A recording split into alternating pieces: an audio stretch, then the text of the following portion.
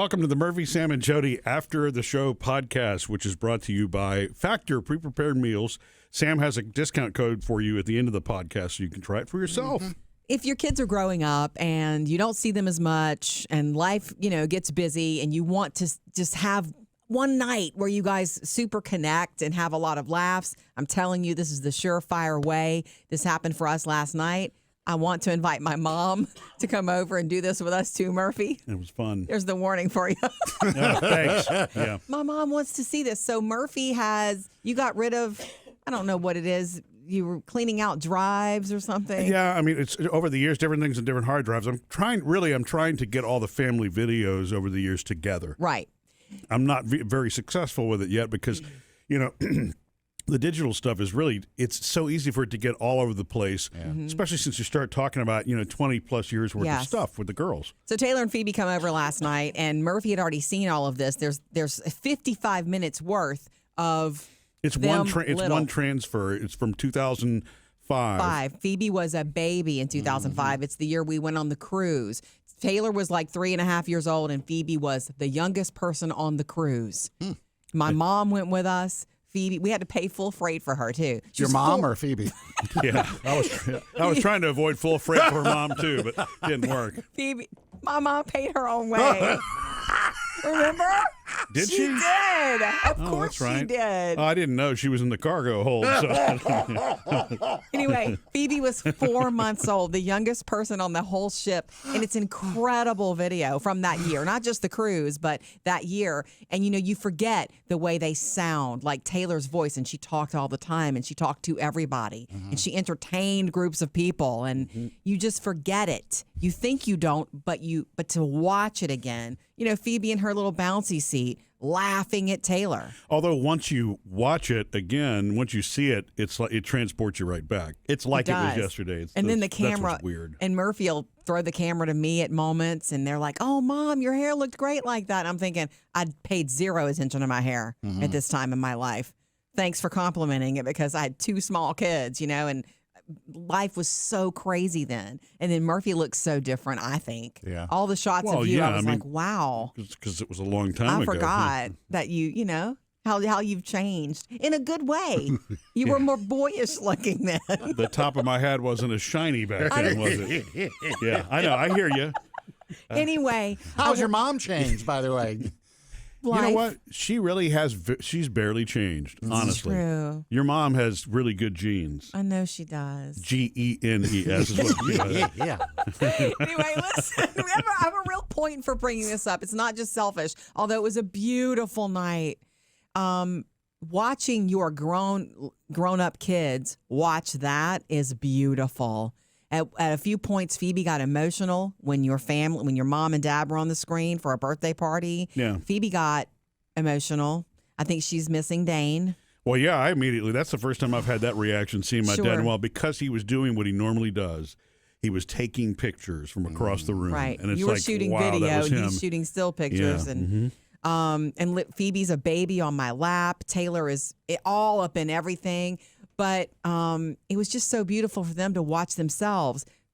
Human beings are always interested, especially kids, are always interested in their history that they can't remember. Yeah, because they don't remember a thing about it, or they won't remember it happening that way. Yeah.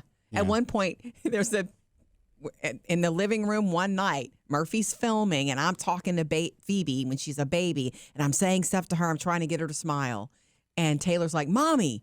And it was like over and over and over again. And Taylor was like, man, I was really annoying. I was like, absolutely not. You were not. You were a kid. Yeah. That's what kids do. And we have, Murphy pauses it, and we have this conversation about, especially when you're a toddler, of course you're self-centric. How could you? You don't know any different. You're to be self-centric. You're a child. Yeah. And that we were always very patient with them. And, it was just a really great night because it wasn't planned. Murphy just turns that on, and the girls are just glued. Mm-hmm. And we spent a solid hour doing that, laughing, pausing, going back and playing parts of it. Well, you know what Taylor said, which I thought was really interesting? Yes.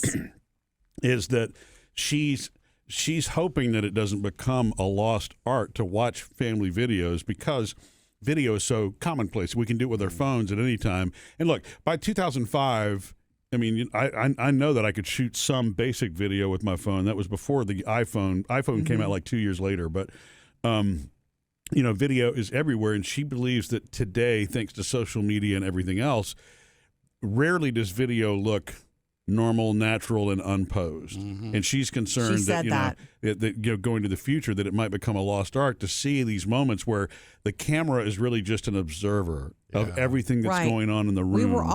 We were not playing to the camera. The camera was just there in every single video, whether it was the cruise or whether it was, Father's Day with my pawpaw there and all of that. All of that's in this video, this snapshot of 2005.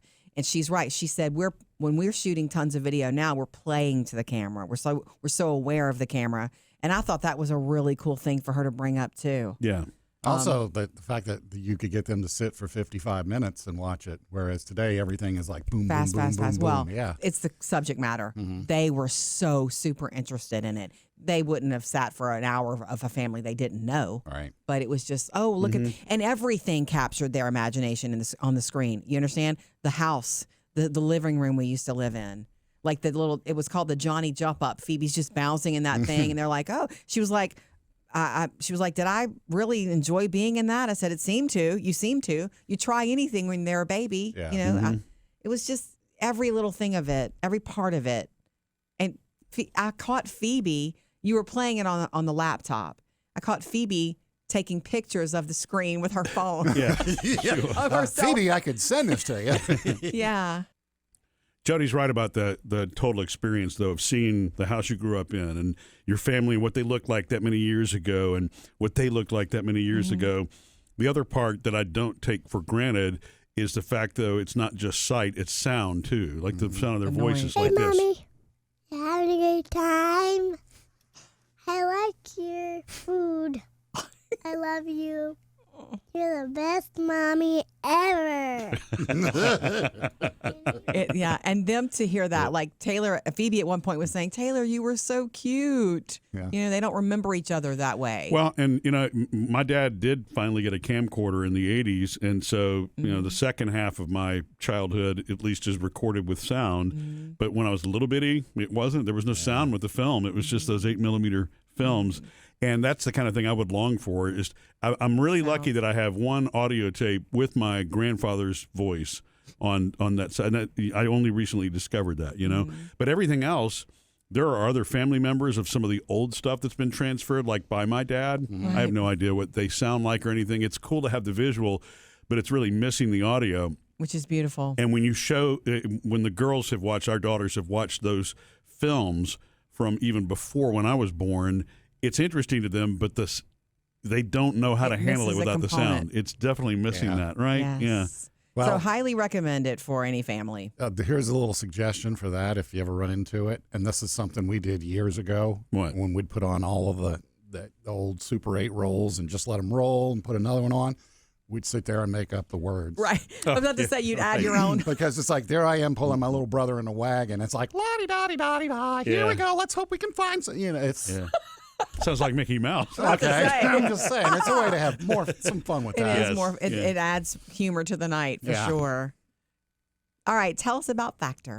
Factor, stress-free meal prep. And stress-free as in it comes to you already done. You stick it in the microwave and 2 minutes later it is cooked. Chef-crafted, dietitian approved. And you even ordered some too, right, Jody? I did. I ordered the chef selection because I wasn't, at that moment, I wasn't looking to make decisions. Right. I'm like, let me start here, and if we love it and we want to go higher protein or low calorie, we'll do it. And that's the thing. They do have pre-made plans. If you don't have time to pick from your meals every week, however many you want, you can just go to the chef's choice or the vegan plan or the keto plan, and it gets sent to you. And by the way, you can go on there now and check out 2 weeks from now because they've got the meals in advance so you can like it used to be in school. Yeah, plan it out 2 weeks in advance. You order it, then it comes, and it's here when you're ready to do it. And right now, if you use the code MSJ50, not only are you going to save 50% on your first box, you'll get 20% off your next box. 50% and 20%.